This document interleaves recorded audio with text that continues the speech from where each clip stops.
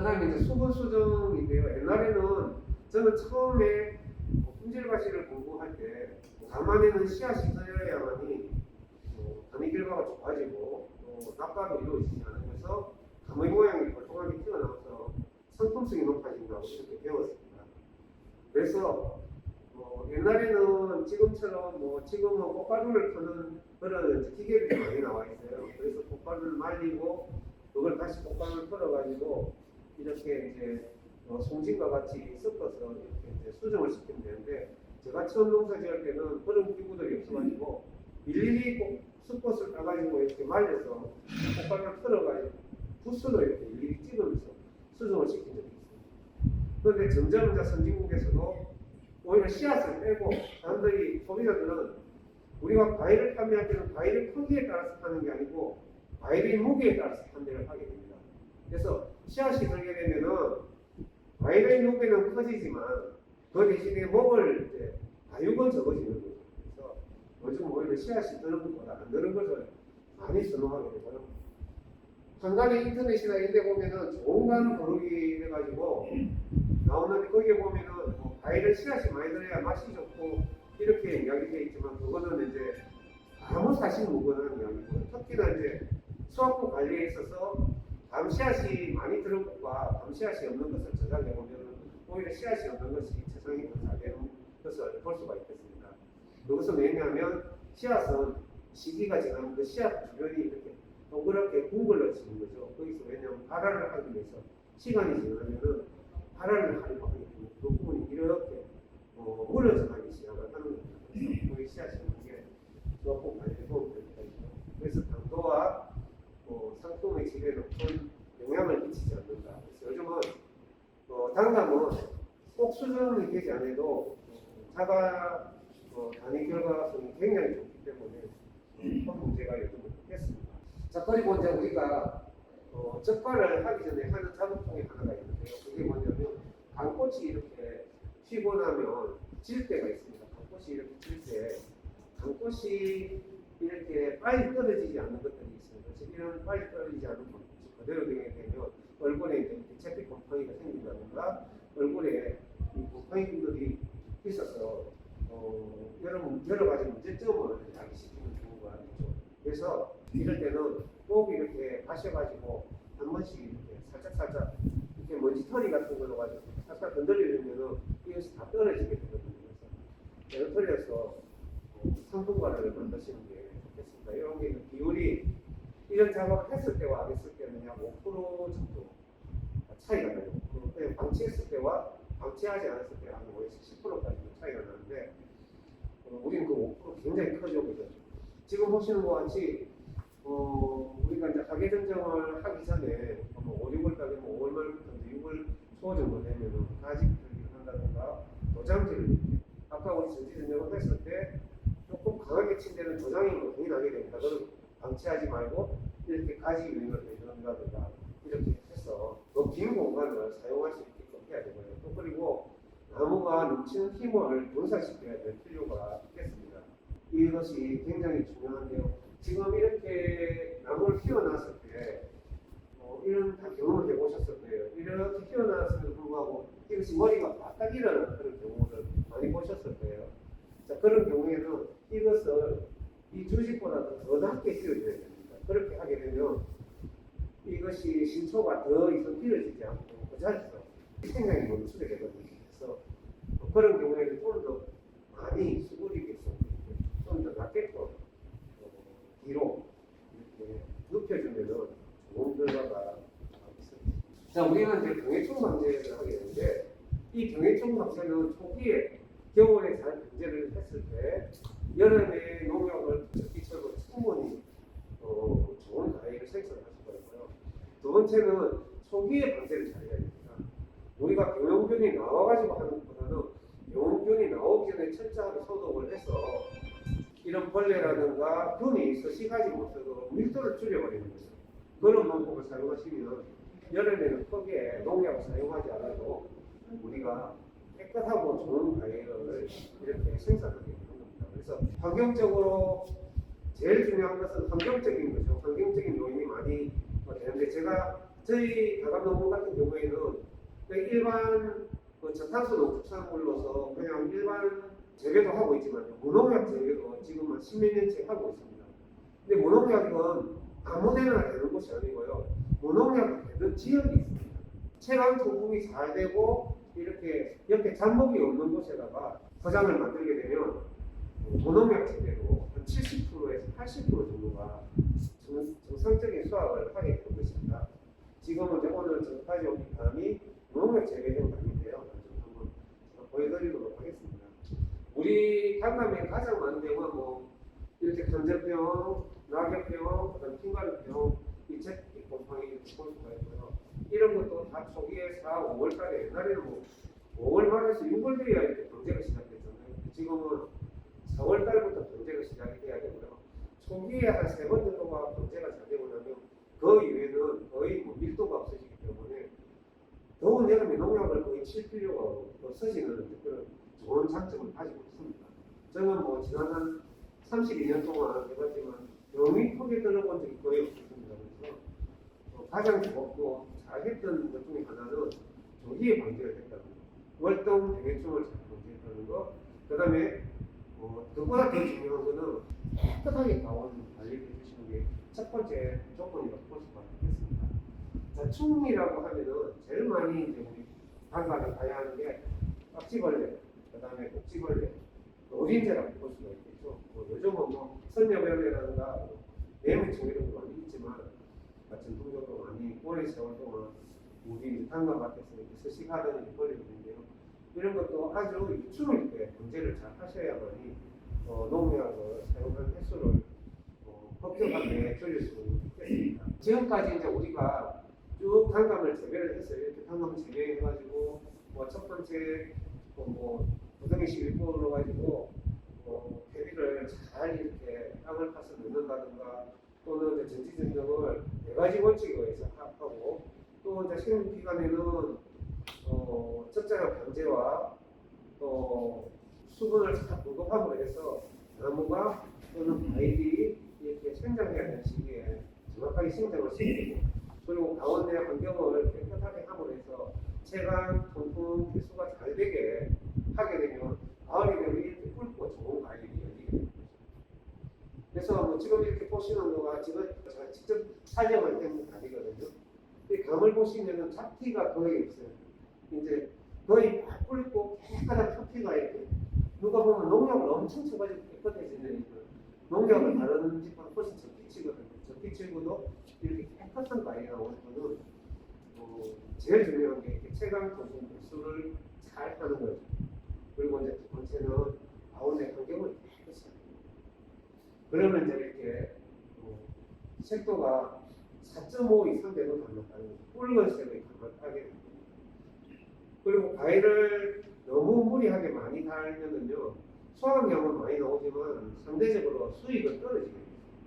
왜냐하면 당도 높게 있게 되고 당도도 떨어지게 되고 그리고 인건비도 많이 들게 되고 그렇게 돼요. 자, 지금 여기 보시는 것 같이 과일을 어떻게 딸 것인가는 굉장히 여러분들이 고민을 하셔야 돼요. 그래서 어떤 사람은 나는 새파랗게 바삭바삭한 게 맛있어라고 그렇게 말하는 분이 있고요. 어떤 사람은 잘 익은 이런 감이 맛있어라고 이야기하는 사람이 있어요.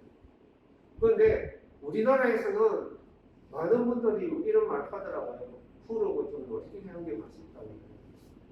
저는 전 세계를 가봐왔는데 그렇게 말을 하는 나라는 단 한 나라도 없더라고요. 전 세계의 모든 나라는 이렇게 익은 감 한 개에 12,000원 정도에 팔고 최하 8,000원에서 12,000원에 팝니다. 요거는 500원에서 한 7, 800원 정도 수준에 내려요. 그리고 이제 이거를 감을 이렇게 오랫동안 놔뒀을 때 어떤 문제가 발생하냐면 이거는 금방 우리가 색깔이 안 좋아지는 거죠. 이렇게 잘 익힌 감은 오랫동안 저장을 해도 색깔이 변하지를 잘 않습니다. 그래서 굉장히 이제 우리가 잘 익혀야 되는 건데요. 이렇게 잘 익히게 되면 문제가 뭐가 있습니까? 변화가 되는 문제가 있잖아요. 그러면 우리가 풀어서 오래가고 붉어서 뭐 빨리 몰려지고 이런 하면 경도는 분명히 푸는 것이 높아요. 그런데 오랫동안 저장을 했을 때 이것이 꼭 이렇게 안 몰려지고 오랫동안 가는 건 절대 아니라고. 그래서 당연히 많이 익히면 가육이 부드러워지는 것은 맞아요. 맞지만 경도가 조금 떨어지는 것이 이것이 꼭 빨리 물러진다 이렇게 볼 수가 없겠습니다.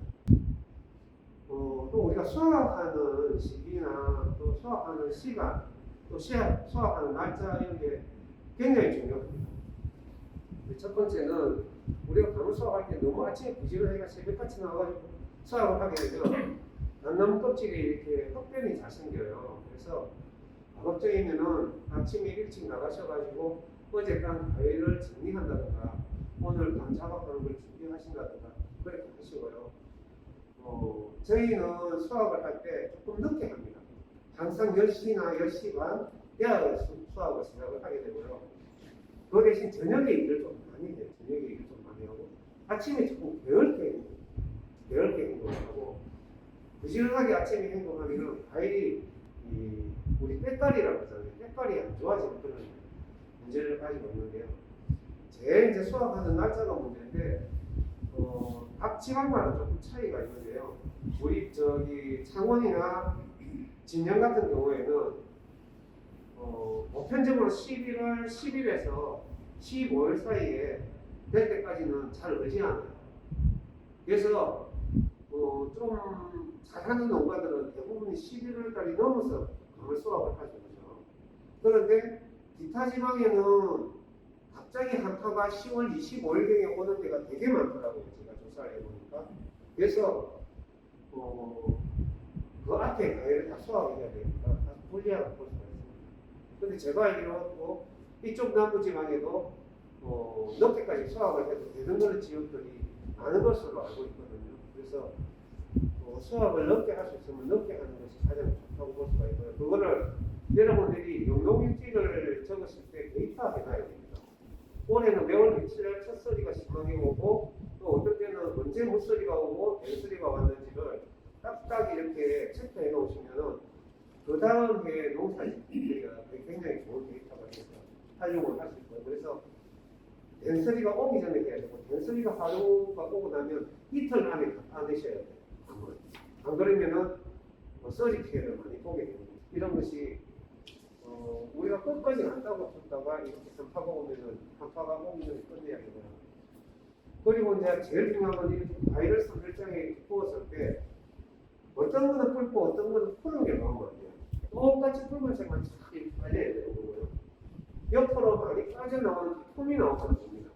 그래서 농사를 지었을 때 비품이 없는 농사를 지으셔야 돼요. 그래서 비품은 선별장에서 선별하면 안 되는 거예요. 비품은 어디에서 선별합니까? 가수원 내에서 선별하죠. 가수원 내에서 선별하는 걸 우리는 뭐라고 이야기하냐면 적과라고 해요. 적과. 이 적과를 해야 되는 시기가 두 번이 있는데요. 한 번 정례를 하고 난 다음에 6월달에 적과를 하고 해야 되고요.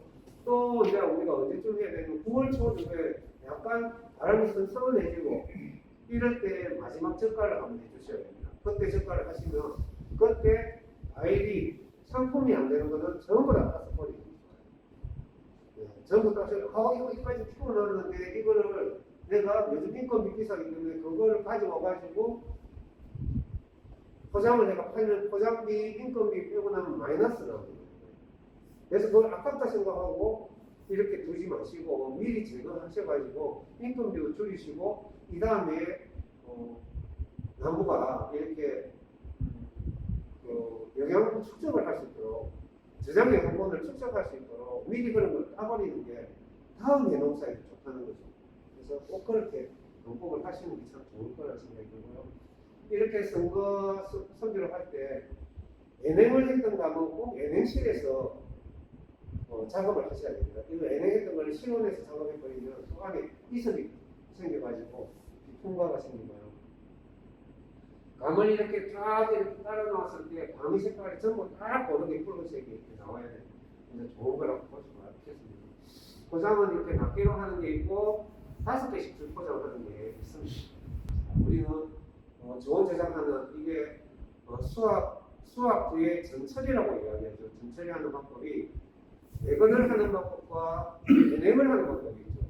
배건이라는 것은 과일을 따가지고 이것을 서늘한 옷에 이렇게 한 3일이나 4일 정도 말렸다가 이 줄에다가 포장을 하는 이렇게 줄에 포장을 하는 이 포장을 하는데 보통은 여기에 5개씩 집어넣잖아요. 이것을 이제 며칠 동안 이렇게 둬가지고 이 안에 있는 풍문을 털어내리는 거잖아요. 그런데 이제 이게 문제가 뭐냐면 그렇게 되면은 여기 있는 바이올린의 꼭지가 살짝 말라들어가고 또 이제 과일 자체가 약간 시들하게 변하는 거죠. 시들하게 변하는데 예냉을 이제 이렇게 하게 되면 따자마자 이게 저장고에 툭 집어넣는 거잖아요. 따자마자 저장고에 들어가기 때문에 굉장히 꼭지가 싱싱하고 또 과일 자체도 뭐 한 1월 초까지는 거의 금방 딴 거하고 똑같은 맛을 내는 거거든요. 근데 이게 단점이 있어요. 어떤 단점이 있냐면 비품이 이렇게 물러지면 연화가 되는 과일도 예냉고에 들어가게 되면 이렇게 멀쩡하게 변하는 거예요. 근데 밖으로 딱 꺼내는 순간 금방 물러져요. 그래서 재작업을 해야 되는 그런 문제점을 가지고 있는데요. 잘 해결하는 방법 중에 하나는 과일을 나무에서 딸 때 진짜 좋은 것만 하게 되면 예냉을 해도 아무 문제가 없어요. 거의 뭐 99%가 저장고에서 끄집어냈을 때도 거의 물러지지 않습니다. 그런데 조금만 이렇게